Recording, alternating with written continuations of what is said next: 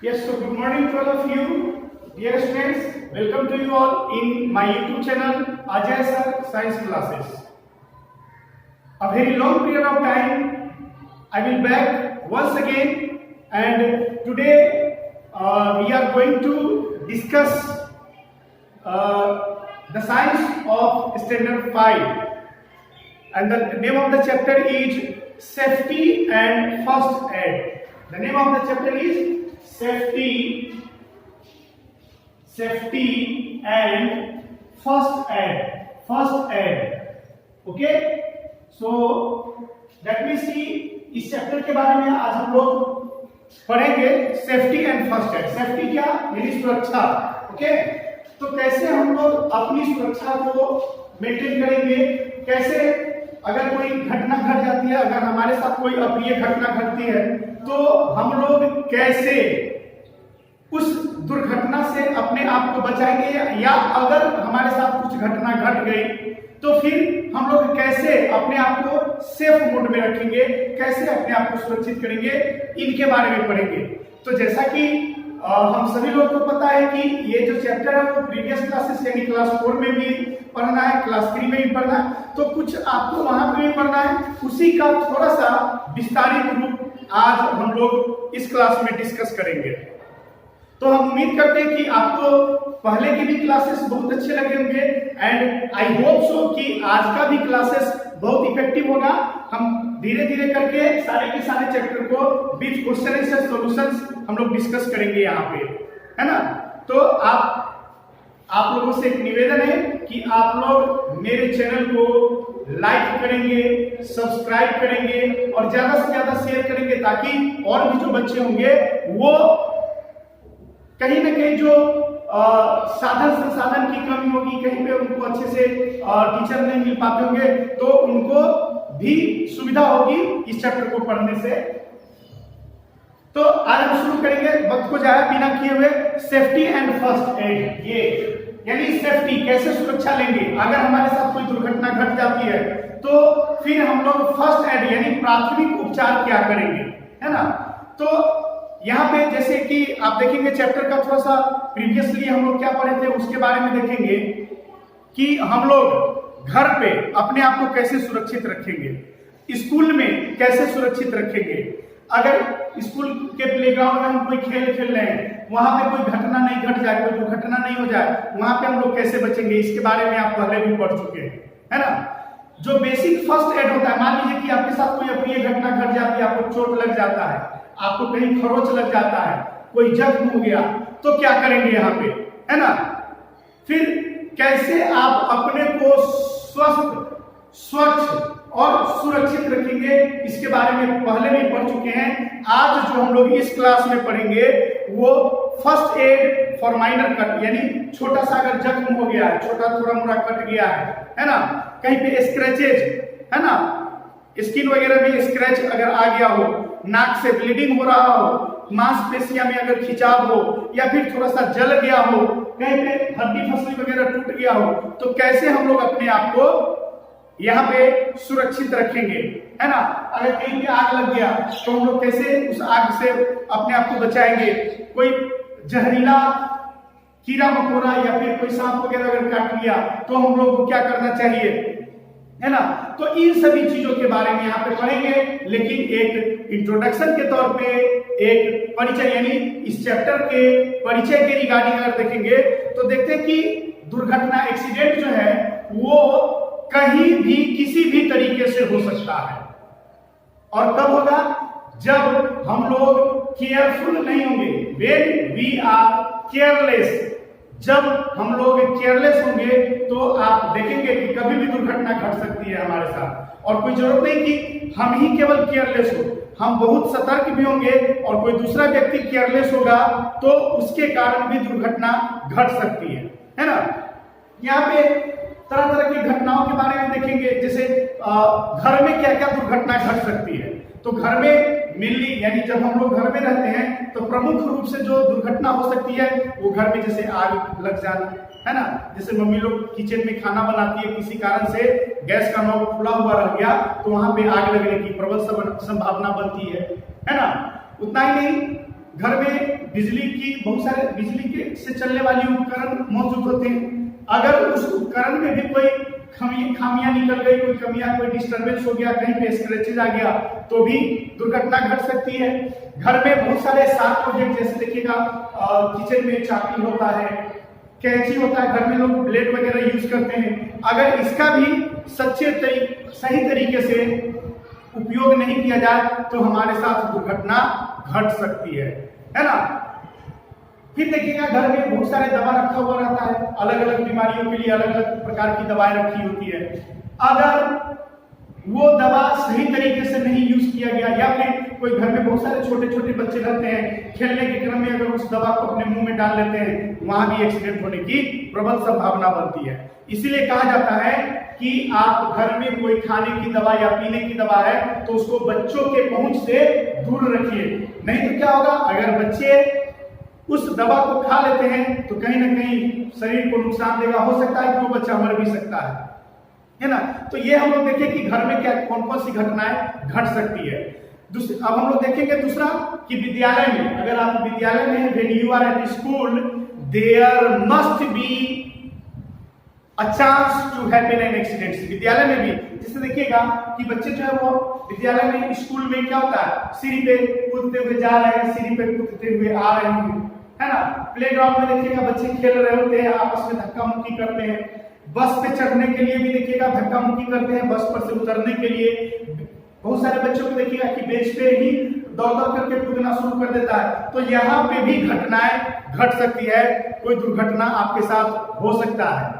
इतना ही नहीं, जब आप सड़क पे चलते हैं तो जो ट्रैफिक रूल्स होते हैं, अगर आप रूल्स को सही तरीके से फॉलो नहीं करेंगे तो वहां पे भी एक्सीडेंट्स होने के प्रबल संभावना है, मैक्सिमम चांसेस है।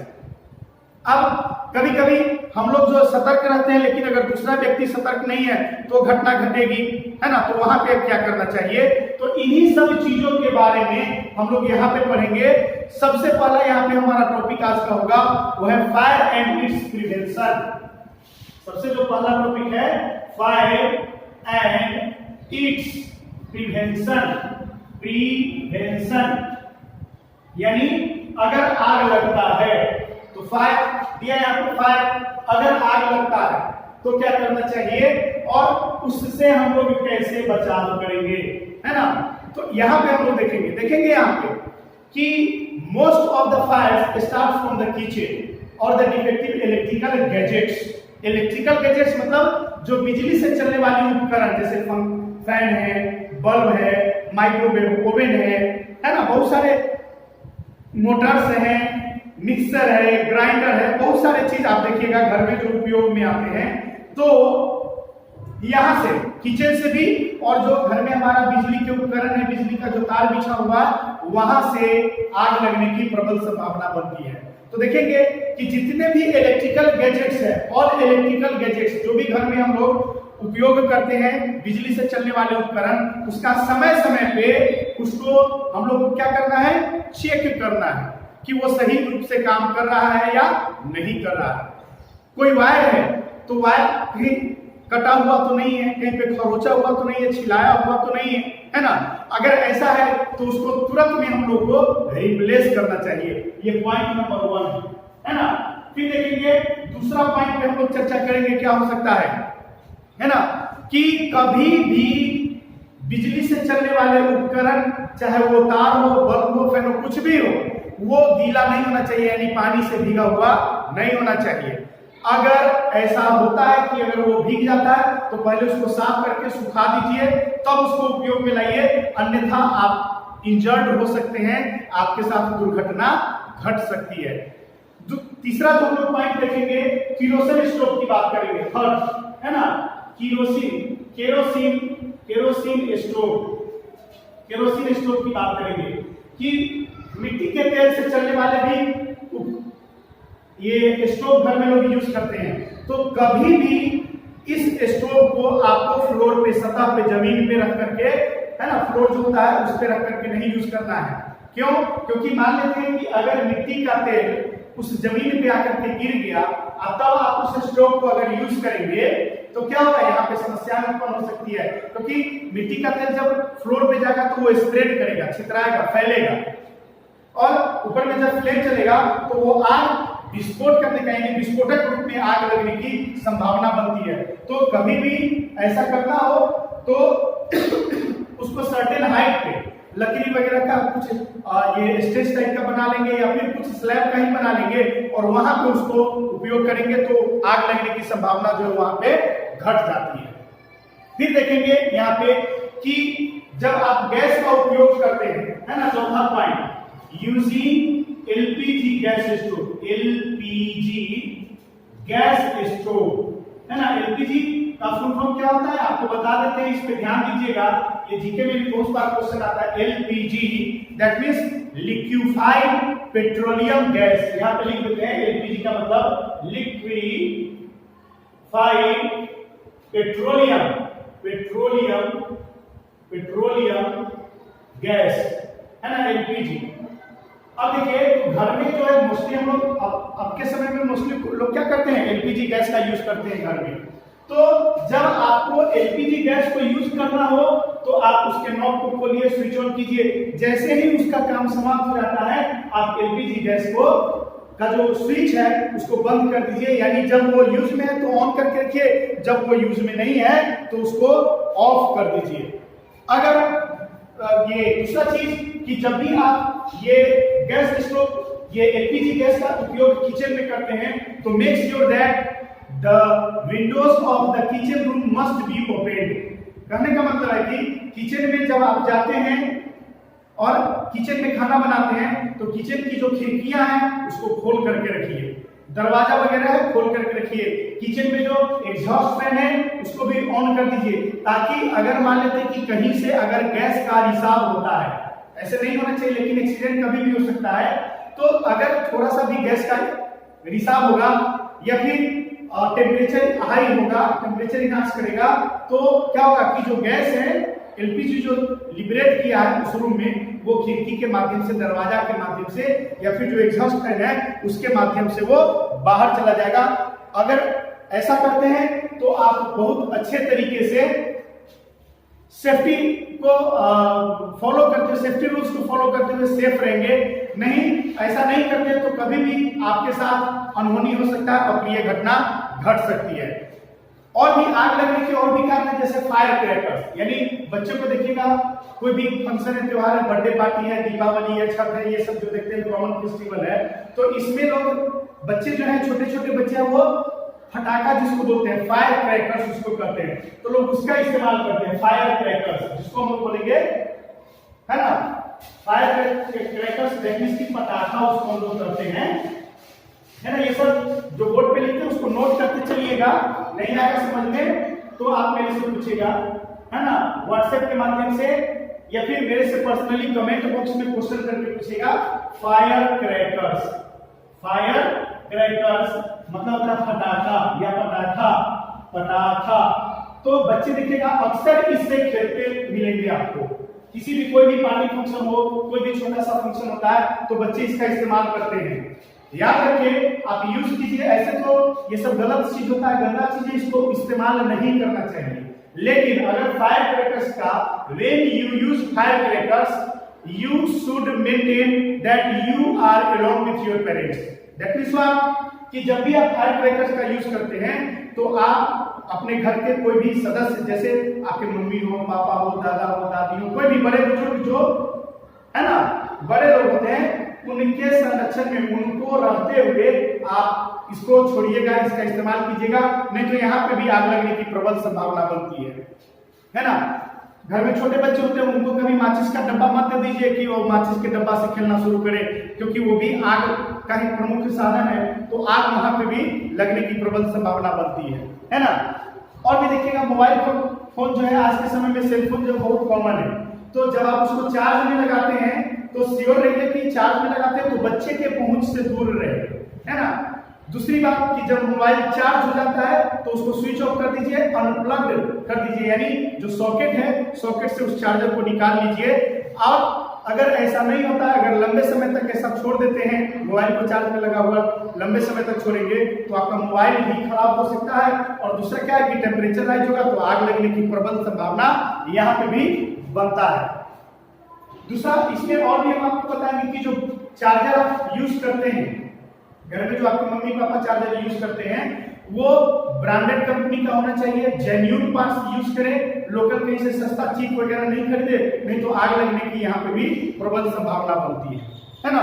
तो ये सब जो है कुछ कारण है, यानी घर में, ये अभी जो बता रहे थे ये पॉइंट्स था कि आग घर में कैसे लग सकता है, क्या क्या कारण हो सकता है, तो ये चीज बताए। अब मान लेते हैं ये तो कारण अभी हम लोग चर्चा किए, अब यहाँ पे अगर आग लग गया किसी भी कारण से, गैस स्टोव से हो, बिजली के तार से हो, मोबाइल के प्लग से हो, कहीं से भी अगर आग लगता है तो क्वेश्चन आता है what to do in case of a fire, है ना। ये what to do in case of fire, in case of fire. एक बार फिर से हम आपको अवगत करा दे कि अभी जो ये क्लास चल रहा है ये क्लास 5 का चैप्टर नंबर 6 है, सेफ्टी एंड फर्स्ट एड, है ना। गौर करेंगे यहाँ। तो जो नेक्स्ट टॉपिक है कि what to do in case of fire, अगर आग लग गया इस केस में हम लोग को क्या करना चाहिए। तो कुछ यहाँ पे है ना तरीका बताया गया हुआ है कि फायर जो है, आप याद रखिएगा कि आग जो जलता है फायर, है ना, ये तभी कंटिन्यू करता है जब सप्लाई ऑफ ऑक्सीजन इसको मिलता है ना। यानी जलने के लिए ऑक्सीजन की आवश्यकता होती है। याद रखेंगे यहाँ पे कि कोई भी चीज को जलाते हैं तो जलाते हैं तो जलने के लिए क्या चाहिए, ऑक्सीजन गैस उसको चाहिए। ऑक्सीजन गैस जब तक मिलते जाएगा तब तक वो जलेगा। ऑक्सीजन मिलना बंद होगा तो वो पदार्थ जो है, वो मैटर जो है वो जलना बंद कर देता है। एक प्रैक्टिकल एग्जांपल आपको बताते हैं, घर पे करके देखिएगा। जैसे एक मोमबत्ती को आप जला लीजिए, है ना, मोमबत्ती को जलने दीजिए, इस तरीके से जलने दीजिए, और एक गिलास को ढक दीजिएगा, कांच का गिलास, शीशे का गिलास लीजिएगा और उसको मोमबत्ती को ढक दीजिए। तो देखिएगा क्या कि जैसे ही मोमबत्ती को ढकिएगा उस गिलास से, तो 10 सेकंड, 15 सेकंड, 20 सेकंड तक जाते जाते उस मोमबत्ती को देखिएगा कि वो बुझ गया। तो कभी आपने सोचा कि आखिर वो क्यों बुझा? वो इसलिए बुझा मोमबत्ती क्योंकि गिलास से जैसे ही उस मोमबत्ती को गिलास से हम लोग ढकते हैं तो उसके अंदर का जब तक ऑक्सीजन रहेगा, जब तक ऑक्सीजन मिल रहा है तब तक वो जलेगा। जैसे ही ढकेंगे ऑक्सीजन का लेवल जो है वो खत्म होगा, वो मोमबत्ती बुझ जाता है। यानी क्या क्लियर हुआ कि जलने के लिए ऑक्सीजन चाहिए। तो अगर कोई ऑब्जेक्ट जल रहा है और जल रहा है, उसको बुझाना है तो क्या कीजिए, ऑक्सीजन जो मिल रहा है उसको ऑक्सीजन के लेयर को कट कर दीजिए, आग जो लगा हुआ है वो बुझ जाएगा। ठीक है ना।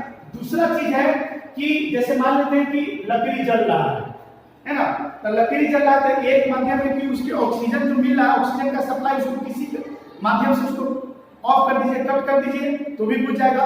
और दूसरा है कि जो टेम्परेचर है उसको लो कर दीजिए, कूल कर दीजिए, ठंडा कर दीजिए। जैसे लकड़ी जल रहा है ना, और उस पर पानी डालिएगा तो पानी क्या करता है, उस लकड़ी के टेम्परेचर को डाउन कर देगा, कूल कर देगा। तो इस केसेस में ऐसे भी क्या होगा, यहाँ पे इस माध्यम से भी क्या होगा, वहां पे लकड़ी का जलना जो वो बंद होगा। तो दो तरीके से आप आग को बुझा सकते हैं। फायर को बुझाने के लिए दो तरीका है। एक तो क्या है, stop supply of oxygen, stop supply of oxygen, oxygen की सप्लाई को आप बंद कर दीजिए, है ना। तो एक ये माध्यम है जिसके माध्यम से आग बुझ जाएगा, और दूसरा जो माध्यम है वो है cooling down the object. Cooling down the object, जो भी ऑब्जेक्ट चल रहा है उसके टेम्परेचर को क्या कर दीजिए, ठंडा कर दीजिए। तो दोनों के माध्यम से यहाँ पे आग जो लगा हुआ है वो आग बुझ जाएगा, है ना। अब कुछ यहाँ पे अगर छोटा सा मान लेते हैं, आग तो जो लगता है कभी कभी देखिएगा छोटा भी आग लगता है, कभी देखिएगा बड़े पैमाने पे आग लगता है। जैसे मान लेते हैं कि कभी किसी कपड़े में आग पकड़ लिया, कभी देखिएगा जो किचन में हम लोग गैस वगैरह इस्तेमाल करते हैं उसमें आग पकड़ लिया। तो इस तरीके से देखेंगे कि, है ना, एक छोटे पैमाने पे आग लगा, और कभी कभी देखिएगा बिल्डिंग में, पूरा बिल्डिंग में आग लग गया होगा, है ना। तो ये दोनों छोटे पैमाने और बड़े पैमाने दोनों पे आग लगता है ना। तो अब देखेंगे यहाँ पे कुछ केसेस में देखेंगे कि किस केसेस में आग लगता है, चाहे छोटे पैमाने में लगे या बड़े पैमाने पे लगे, हम लोग आग को कैसे कैसे बुझाएंगे, है ना। तो यहाँ पे 2-3 तरीका हम आपको बताएंगे, जिसमें सबसे पहला तरीका है throwing of sand, throwing of sand और मड, है ना, यानी बालू को फेंक करके, थ्रोइंग मतलब होता है फेंकना, तो थ्रोइंग ऑफ सैंड, बालू को फेंक करके या कीचड़ को फेंक करके भी आप आग को बुझा सकते हैं, है ना। अब देखिए यहाँ पे कि क्या होता है थ्रोइंग ऑफ सैंड, जैसे मान लेते हैं कि हर केसेस में तो हम लोग पानी से नहीं बुझा सकते हैं, है ना, क्योंकि देखिएगा यहाँ पे थ्रोइंग ऑफ सैंड की बात आती है तो सैंड का इस्तेमाल हम लोग तब करते हैं, बालू से तब आग बुझाते हैं जब बिजली में डिफेक्ट, यानी इलेक्ट्रिक सर्किट में, इलेक्ट्रिक गैजेट्स में अगर कोई डिफेक्ट हुआ तो आग लगता है। तो उस केसेस में आप पानी का इस्तेमाल नहीं करेंगे, क्योंकि पानी जो होता है वो गुड कंडक्टर ऑफ इलेक्ट्रिसिटी है। वाटर जो है वो क्या है, गुड कंडक्टर ऑफ इलेक्ट्रिसिटी, यानी विद्युत का सुचालक है। जैसे मान लेते हैं कि बिजली के स्विच में या फिर प्लग में कुछ लगा हुआ था, उसमें आग कर दिया, तो उसको लोटा या बाल्टी से पानी मत मारिए, क्यों, क्योंकि पानी जो है वो सुचालक है विद्युत का। जैसे ही पानी फेंकिएगा आपको क्या होगा, आपके बॉडी में करंट वहां से पानी के माध्यम से आएगा, आपको झटका लगेगा, आपको बड़ा सा बिजली का शॉक लग सकता है, या हो सकता है कि आप मर भी सकते हैं। तो उस केसेस में आपको पानी का इस्तेमाल नहीं करना है ना। दूसरा केसेस होता है जब कोई तेल के माध्यम से आग लग जाता है, जैसे केरोसिन ऑयल हो, पेट्रोल हो, डीजल हो, अगर इसमें आग लगा है तो आप पानी को मत बुझाइएगा, क्योंकि बताते हैं वाटर का डेंसिटी जो होता है, वाटर का डेंसिटी जो होता है वो हाई होता है, यानी डेंसिटी अभी तो आप 5 में है, नहीं समझ में आएगा, लेकिन फिर भी बताते, जैसे तेल और पानी को मिलाइए तो आप क्या देखिएगा, पानी नीचे चला जाएगा, तेल ऊपर आ जाएगा। हमेशा तेल जो होता है वो पानी में फ्लोट करता है, ऑयल जो है वो वाटर में क्या कर रहा होता है, तैर रहा होता है, फ्लोट कर रहा होता है। तो जब तेल से के कारण अगर आग लगता है, जब तेल के कारण आग लगता है, तो उस केस में अगर पानी आप डालेंगे तो पानी क्या होगा, नीचे चला जाएगा और तेल ऊपर आएगा। तो तेल ऊपर आएगा तो जैसे ही पानी डालिएगा मतलब क्या होगा, तेल ऊपर आएगा, आग और ज्यादा एक्सप्लोजिव होगा, और ज्यादा विस्फोटक रूप में आग जो है वो फैलेगा। इसलिए जब भी, है ना, जब भी इलेक्ट्रिसिटी के कारण या फिर ऑयल तेल के कारण अगर आग लगता हो, तो इस केसेस में हम लोग बालू या फिर कीचड़, है ना, कीचड़ तो यहाँ पे भी नहीं यूज करना चाहिए, क्योंकि कीचड़ ये भी क्या होता है, इसमें पानी मिला हुआ होता है। सैंड यहाँ पे बड़ा फ्रूटफुल बनता है, बालू फेंक करके आप बुझाने का काम कीजिए, बुझ जाता है। और अगर कोई भी काम नहीं करेगा, कोई भी टेक्निक, तो वहां पे आप यूज करेंगे फायर एक्सटिंग्विशर्स, है ना। ये देखिएगा, ये भी बहुत तरह का होता है, बाल्टी में भी रखा हुआ मिलेगा, इसका सिलेंडर आता है ना। तो फायर एक्सटिंग्विशर्स का इस्तेमाल करके आप आग को बुझा सकते हैं, है ना। दूसरा, अगर मान लेते हैं कि जैसे लकड़ी में आग लग गया, कपड़ा में आग लग गया, कहीं किसी नॉर्मल ऑब्जेक्ट में आग लग गया, तो उस केसेस में आप उसमें पानी डाल दीजिए, पानी डालिएगा तो उसके माध्यम से क्या होगा, वो बुझ जाएगा, है ना। और तीसरा जो यहाँ पे बता रहे हैं वो है क्या, फायर एक्सटिंग्विशर, यानी 3 तरीके से आप आग को बुझा सकते हैं, एक बालू और कीचड़ को फेंक करके, दूसरा जो है वो क्या है, दूसरा जो है वो आपका है पोरिंग ऑफ वाटर, पानी के माध्यम से, पोरिंग ऑफ वाटर, पानी के माध्यम से आप बुझा सकते हैं, है ना। ये दूसरा है टेक्निक। और तीसरा टेक्निक है फायर एक्सटिंग्विशर्स, है ना, यानी जो सिलेंडर में जो CO2 आता है, बहुत सारे तरीके का ये होता है आग बुझाने वाला फायर एक्सटिंग्विशर्स, है ना। तो ये 3 तरीके से आप आग को बुझा सकते हैं, है ना। एक्सटिंग्विश का मतलब क्या होता है, टू पुट आउट, है ना, बुझाना। अब यहाँ पे भी नेक्स्ट यहाँ जो बता रहे हैं कि बिजली में क्यों हम लोग पानी का इस्तेमाल नहीं करेंगे, क्योंकि पानी जो होता है वो इलेक्ट्रिसिटी का गुड कंडक्टर है। इसके चलते हम लोग बिजली का जब आग लगेगा, या फिर बिजली के माध्यम से आग लगे, या फिर तेल वगैरह के माध्यम से आग लगे, तो हम लोग पानी का इस्तेमाल नहीं करेंगे, ठीक है ना। हाँ, वहां पे आप फायर ब्रिगेड टीम के माध्यम, फायर ब्रिगेड का टीम होता है उसको आप इन्फॉर्म कीजिए और उसके लिए एक नंबर होता है हर जगह के लिए 101। ब्रिगेड, ब्रिगेड क्या होता है? फायर ब्रिगेड मतलब समझते हैं? ब्रिगेड मतलब होता है group of peoples who are trained, who are most trained to extinguish fire, यानी आग बुझाने वाला वो एक दल होता है ना, एक समूह है, एक ग्रुप है ना, जिसको अगर आप कॉल करते हैं, जैसे ये नंबर है 101, इस नंबर पे आप कॉल कीजिएगा तो ये मैसेज आएगा आपके नियरेस्ट जो भी होगा वहां पे मैसेज पहुंचेगा और उसको आप अपना एग्जैक्ट लोकेशन उसको बताइए, एग्जैक्ट डिटेल्स बताइए। बहुत जल्दी से जल्दी, बहुत कम समय में वो जो दल है, वो टीम है, वो आपके पास पहुंचेगा और उसके पास आग बुझाने का बहुत सारा तरकीब साधन है, उसके माध्यम से आग वो बुझा देता है। ये हुआ। अब देखिए कि ये तो हम लोग देख ली कि what to do in case of fire, यानी आग लगता है तो क्या करना चाहिए। तो आग लगता है तो क्या करना चाहिए? पहला टेक्निक है उसको सैंड और मड के माध्यम से बुझा दीजिए अगर संभव हो तो। दूसरा क्या है कि वाटर के माध्यम से पानी फेंक करके उसको बुझा दीजिए। और तीसरा तरीका है फायर एक्सटिंग्विशर्स के माध्यम से आप आग को बुझा सकते हैं। अब इस तीनों प्रोसेस का, तीनों चीजों के इस्तेमाल करके आप आग बुझा सकते हैं। डिपेंड करता है कि आग किसमें लगा है ना। अब हम लोग 1 बाय 1 यहाँ पे पढ़ेंगे कि अगर आग कपड़े में लगा है ना, इन केस ऑफ क्लॉथ है ना, what to do if clothes catch fire है ना। फायर एग्जिस्ट, या फिर in case of cloth burning, in case of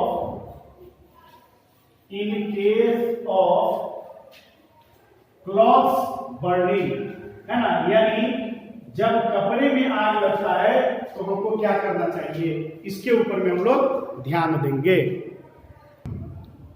तो जब कपड़े में आग पकड़ता है तो क्या करना चाहिए, यहाँ पे देखेंगे बहुत सारा टेक्निक दिया हुआ है कि if your clothes catch fire, अगर आपके कपड़े में आग लगता है तो क्या कीजिए, उसको जमीन पे रोल करना है, जमीन पे लुढ़काना शुरू कर दीजिए ग्राउंड पे। इसके माध्यम से क्या, इससे क्या होगा कि जमीन पे जब आप उसको लुढ़काएंगे तो क्या होगा, ऑक्सीजन का सप्लाई जो है वो कट जाएगा, एयर का सप्लाई कट जाएगा और आग जो है वो बुझ जाएगा।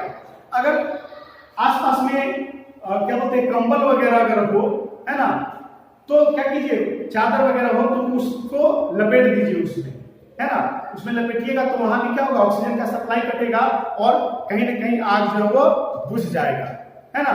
फिर देखिएगा कि if someone else clothes catch fire use water, यानी दूसरा तरीका है कि अगर आग कपड़े में लगा हुआ है तो उसके ऊपर में पानी डाल दीजिए। अगर पानी भी मौजूद नहीं हो तो क्या बताएं यहाँ पे कि उसको ओवरकोट पहना दीजिए, बड़ा सा गाउन टाइप का जो कोट होता है वो पहनाइए, कंबल में लपेट दीजिए। हाँ, याद ये रखना है कि कंबल में लपेटे तो ज्यादा देर तक नहीं अप्लाई करना है, कंबल को ज्यादा देर तक नहीं रखना है, क्योंकि आप जानते हैं कि कंबल जो होता है वो हमारे कुंड को, घाव को, जख्म को और ज्यादा डीप कर देता है। तो कंबल में लपेटिए और उतनी ही देर तक लपेटिए जितना देर में आग बुझ गया। आग बुझा, कंबल को खोल करके अलग कर दीजिए, सेपरेट कर दीजिए और उसके बाद उसको जो प्रॉपर ट्रीटमेंट है उसको प्रोवाइड कराइए। ऐसे अगर माइनर अगर बर्निंग होता है, जैसे थोड़ा सा जल गया किसी कारण से, तो थोड़ा मोड़ा जब जला हो तो उस केसेस में क्या कीजिए, आप इमीडिएट ठंडे पानी से जो पोर्शन जला है उसको वॉश कर लीजिए है ना, उसको ठंडे पानी से थोड़ा सा वॉश कर लीजिए और उसपे कोई जो एंटीसेप्टिक लोशन या क्रीम आता है उसको उस पे अप्लाई कर दीजिए ताकि वो खौफनाक रूप ना ले। अगर ब्लिस्टर्स भी हो गया, मान लेते हैं कि जलता है और जलने के कारण ब्लिस्टर्स यानी फोका अगर निकल गया है, तो आपको प्रयास क्या करना है कि ब्लिस्टर ना फूटे, फोका ना फूटे। अगर फोका फूट जाएगा तो फिर वो बहुत बड़ा जख्म, बहुत बड़ा घाव का रूप ले लेगा और इस केसेस में आपको इमीडिएटली डॉक्टर के पास जाना पड़ेगा। अगर थोड़ा मोड़ा है तो डॉक्टर के पास जाने की जरूरत नहीं है, आप घर पे इसके माध्यम से मतलब आप ठंडे पानी से उसको धो दीजिए या फिर उसको आप धोने के बाद उस पर थोड़ा सा एंटीसेप्टिक क्रीम वगैरह डाल करके उसको आप बचा सकते हैं। तो ये जो अभी हम आपको बता रहे थे, ये बता रहे थे आग लगता है कैसे, बचना कैसे है, किन किन कारणों से आग लगता है और कैसे कैसे हम लोग बचते हैं। लेकिन अब जो हम लोग पढ़ेंगे वो हमारा होगा टॉपिक, ये है फर्स्ट एड। ये जो टॉपिक है वो हमारा है फर्स्ट एड, यानी फर्स्ट एड प्राथमिक उपचार इसको कहते हैं। प्राथमिक उपचार यानी डॉक्टर के आने से पहले जो हम लोग ट्रीटमेंट देते हैं इसी को कहा जाता है फर्स्ट एड। क्योंकि यहाँ पे थोड़ा सा फर्स्ट एड पे चर्चा करेंगे, फिर हम लोग आगे बढ़ेंगे। फर्स्ट एड क्या, जैसे मान लीजिए कि कोई एक्सीडेंट होता है, तो क्या वो एक्सीडेंट डॉक्टर के सामने होता है या किसी हॉस्पिटल के सामने होता है? एक्सीडेंट तो कहीं भी हो सकता है, वो घर पे हो सकता है, सड़क पे हो सकता है, कहीं भी हो सकता है, बीच जंगल में हो सकता है, हर जगह तो डॉक्टर अवेलेबल है नहीं। तो क्या करेंगे आप? अगर किसी का हाथ कट गया है तो उसके हैंड से या पांव से ब्लीडिंग हो रहा है तो ब्लीडिंग होने देंगे? नहीं ना होने देंगे, बिल्कुल। तो हम यहाँ पे क्या करते हैं कि मान लेते हैं कि कोई भी दुर्घटना घट गई, और दुर्घटना घट गई तो इमीडिएट डॉक्टर के पास, अगर बहुत ज्यादा खौफनाक स्थिति है तो लोग कंट्रोल करके डॉक्टर के पास ले ही जाते हैं। लेकिन ले जाते हैं तो कुछ ना कुछ सावधानी बरत करके ले जाते हैं, है ना। जैसे मान लेते हैं कि अगर हाथ कटा है तो फट से हम लोग क्या करते हैं, उसको बढ़िया से धो करके और डिटॉल सेवलॉन वगैरह उस पर लगा देते हैं, है ना। अगर कहीं पे बहुत ज्यादा अगर कटा हुआ है तो उसको हम लोग कपड़े से बांध देते हैं, साफ कपड़े से उसको बांध देते हैं। तो ये सब जो है वो फर्स्ट एड के तहत आता है। यानी फर्स्ट एड किसको बोलेंगे? तो वैसा टेक्निक जो डॉक्टर के ट्रीटमेंट से पहले किया जाता है उसी को हम लोग फर्स्ट एड कहते हैं। प्राथमिक उपचार या फिर इसको हम लोग प्रारंभिक उपचार भी कह सकते हैं, है ना। तो ये क्यों, ये सबको आना चाहिए। घर में जितने भी सदस्य, जैसे किसी को सिर में दर्द हो गया, अब सिर में दर्द हो गया तो डॉक्टर के पास नहीं जाएंगे, नंबर लगाएंगे, फिर वहां पर पहुंचेंगे। थोड़ी सी जानकारी होनी चाहिए।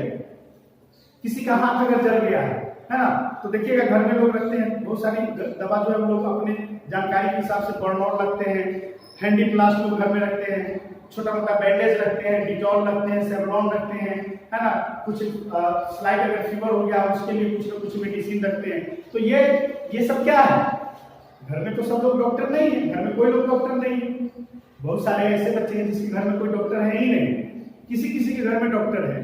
तो जिनके घर में डॉक्टर नहीं है, अगर उनके घर में किसी भी प्रकार की अप्रिय घटना घटती है तो उस समय में क्या करेंगे? तो जिनके घर में डॉक्टर नहीं है उनके घर में भी देखिएगा कि कुछ ना कुछ जानकारी लोगों के पास होता है ना। कुछ ना कुछ जानकारी हर किसी के पास होता है। जैसे सिर में दर्द है, नाक में दर्द है, कान में दर्द है तो ये दवा दे देंगे, हाथ कट गया तो हैंडी प्लास्ट लगा लेंगे, है ना। अगर जल गया है तो उसको ठंडे पानी से धो देना है, आइस क्यूब्स उस पर थोड़ा सा रब कर देंगे, और कोई एंटीसेप्टिक लोशन, वाइटमिन वगैरह जो है उसको अप्लाई कर देंगे, है ना। तो ये सब जो हम लोग करते हैं घर पे डॉक्टर के आने से पहले जो करते हैं उपचार, इसी को हम लोग कहते हैं फर्स्ट एड, प्राथमिक उपचार, प्रारंभिक उपचार हम लोग कहते हैं। तो ये फर्स्ट एड हम लोग पढ़ेंगे अलग अलग सिचुएशन में पढ़ेंगे। जैसे सबसे पहला पढ़ेंगे माइनर बर्न। पहला जो केस है माइनर बर्न, यानी अगर छोटा सा जलन हुआ है, माइनर बर्न्स, अगर छोटा सा जला हुआ है तो इस केस में क्या करना है? छोटा सा जला हुआ है तो इस केस में हम लोग को क्या करना है कि ऐसा प्रयास करना है कि फोका ना हो, ब्लिस्टर्स का फॉर्मेशन ना हो, है ना। उसको तुरंत में इमीडिएटली क्या करना है? ठंडे पानी से उसको, है ना, ठंडे पानी से उसको धो देना है और कोई एंटीसेप्टिक लोशन उस पे लगा देना है, ठीक है ना। अगर सीवियर बर्न हुआ हो, दूसरा जो केस हम लोग देखते हैं, सीवियर बर्न हुआ हो, तो इस केस में हम लोग को क्या करना है? उसको तो प्रोटेक्ट करना ही है ना, और उसको इमीडिएटली डॉक्टर के पास ले जाएंगे। लेकिन सीवियर बर्न्स के केस में हम लोग को क्या करना है कि नेवर ब्रेक द ब्लिस्टर्स। अगर ब्लिस्टर बनता है, ब्लिस्टर मतलब है फोका, ब्लिस्टर्स मतलब होता है फोका, या लोकल लैंग्वेज में हम लोग फोका ही कहते हैं, है ना। तो अगर ब्लिस्टर बन गया, फोका बन गया, तो उसको हमको फोड़ना नहीं है किसी भी कारण से, है ना। और क्या करना है? जो जला हुआ पार्ट है ना, उसको साबुन से और ठंडे पानी से उसको धो दीजिए, है ना। तीसरा है कि ब्लिस्टर अगर बन गया है ना, ब्लिस्टर बन गया तो उसको साफ कपड़े से, है ना, साफ कॉटन कपड़े से, बैंडेज से उसको कवर कर दीजिए। ब्लिस्टर्स को कवर कर देना है, इसलिए कि कवर नहीं करेंगे तो छोटे छोटे कीड़े मकोड़े कीटाणु जीवाणु ये आकर के और कहीं ना कहीं वो घाव को और ताजा कर देंगे, इन्फेक्शन हमको लग सकता है, बहुत सारी परेशानी बढ़ सकती है, इसलिए उसको कवर करके रखना चाहिए, ठीक है ना। उसके बाद जो कपड़ा हम लोग जो इस्तेमाल करेंगे कवर होने के लिए, ये स्टरलाइज क्लॉथ होना चाहिए, है ना, बिल्कुल साफ सुथरा होना चाहिए, नहीं तो इन्फेक्शन लगने की प्रबल संभावना आती है। अब इसको मान लीजिए कि घर में अगर ये बैंडेज वगैरह नहीं है, स्टरलाइज क्लॉथ नहीं है, तो क्या कीजिए, यहाँ पे घर में अगर ब्लीचिंग पाउडर वगैरह है तो उसको पानी में मिला करके और कपड़ा उसमें डुबो करके निकाल लिया, तब उसको लपेट दीजिए, तो यहाँ पे क्या हो जाएगा, ये बच सकता है। अगर बहुत सीरियस स्थिति है ना, जला हुआ अगर बहुत ज्यादा जल गया है शरीर, तो फिर उस केस में आपको उस पेशेंट को डॉक्टर के पास ले जाना चाहिए, है ना। तो देखिए माइनर बर्न्स और सीवियर बर्न्स यहाँ पे देखिए। अब तीसरा जो देखेंगे वो है केमिकल बर्न्स। केमिकल बर्न्स किसी रसायन के माध्यम से, केमिकल बर्न्स, है ना, किसी भी केमिकल के कारण अगर जलता है तो इस केस में हम लोग क्या करेंगे, है ना। तो जब भी कोई केमिकल से, है ना, जैसे आप केमिकल के माध्यम में देखेंगे क्या, जनरली एसिड, किसी एसिड के कारण अगर जला है तो उसको खूब पानी से धोइए, खूब लगातार एकदम नल को खोल दीजिए, या फिर ताजा पानी जो है ठंडा पानी, उससे लगातार उसको 10-15 मिनट 20 मिनट ज्यादा से ज्यादा उसको धोने का काम कीजिए, क्योंकि जितना ज्यादा धोएंगे हमारे जो बॉडी पे जो केमिकल आया है वो धुल जाना चाहिए, ज्यादा से ज्यादा धुल जाए, जितना ज्यादा धुल जाएगा उतना हम लोग प्रोटेक्टेड रहेंगे, है ना। और अभी जो इससे ऊपर जो हम बताए हैं, जो तरीका बताया है, इन सभी का हम लोग इस्तेमाल करेंगे, है ना, मतलब मैक्सिमम सबका इस्तेमाल करेंगे। तो ये हम लोग देखिए माइनर बर्न्स, सीवियर ब्लिस्टर्स अगर फॉर्म होता है, सीवियर बर्न्स के केस में ब्लिस्टर फॉर्मेशन होता है, यहाँ पे सीवियर बर्न्स लिखना भूल गए थे, और दूसरा है केमिकल बर्न्स, तीनों के बारे में बता दिए। लेकिन अब हम लोग देखेंगे इन केस ऑफ वुंड्स, यानी अगर घाव हो गया है तो हम क्या करेंगे, इसको हम अगले वीडियो में आप लोगों के सामने प्रस्तुत करेंगे। और हम उम्मीद करते हैं कि जो हम पढ़ाए हैं यहाँ पे, ये सारी की सारी बातें आपको समझ में आई होंगी। अगर मान लेते हैं कि एक बार में समझ में नहीं आएगा तो वीडियो को दोबारा आप रिपीट करके सुनिएगा, आपको सब चीज समझ में आएगा। और कोई भी क्वेश्चन होगा तो मेरे व्हाट्सएप पे या फिर यूट्यूब चैनल का जो लिंक है उस कमेंट बॉक्स में आप क्वेश्चन पूछेंगे मेरे से, किसी भी चैप्टर, कोई जब भी किसी चैप्टर से आपको कहीं भी किसी भी चैप्टर में समस्या होगा, आप मेरे से बेझिझक क्वेश्चन करेंगे। तब तक के लिए धन्यवाद।